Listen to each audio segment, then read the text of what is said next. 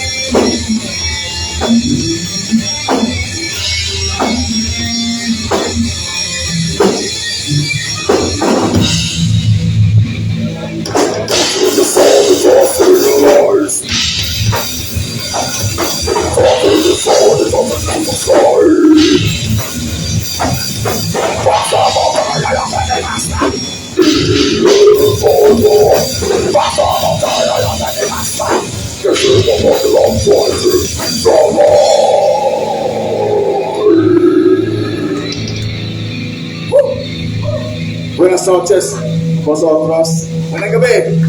Tayo na nandito, men.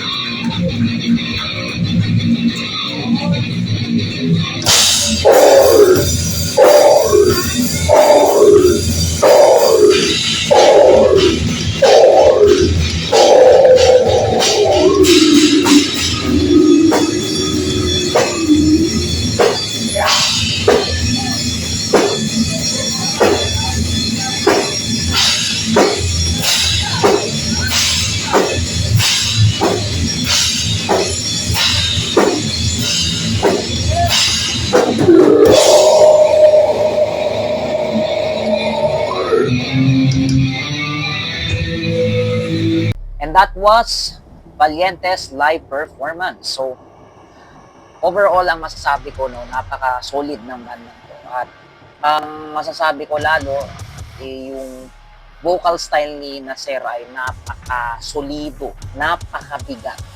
At talagang kaya niya mag-cover ng mga bands like Die Artist Murder, at saka yung Lamb of God, yung Fit for an Autopsy. Fit na fit sa kanya yung mga growls at talagang na hit niya on point yung atake at saka talagang ang bigat. It's fit for the death metal style, yung mga ganong atake. Talagang napaka-solid. At saka, gusto ko rin yung mga instruments ng banda. From bassist niyan, si AJ, napaka-solid ng bass niyan. Talagang napakalalim. Talagang mararamdaman mo talaga yung bigat. Ganun din yung guitarist nila. Talagang solid yung mga guitar riffs. Talagang mapapa-headbang ka. At syempre, yung drummer din nila. Napakabigat din yung drum bass talaga. Dinadala ka talaga sa para kang hinahatak papuntang impyerno pagka pinakinggan mo kanilang musika. So, overall, talagang nag-e-enjoy akong pakinggan ng bandang to.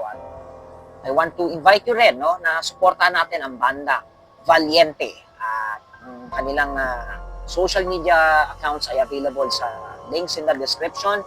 At i-check out nyo rin sila ng live. Talagang napaka-solid yan. So, support natin ang vocal scene. Let's check out the mosh spots that we could visit for the following days.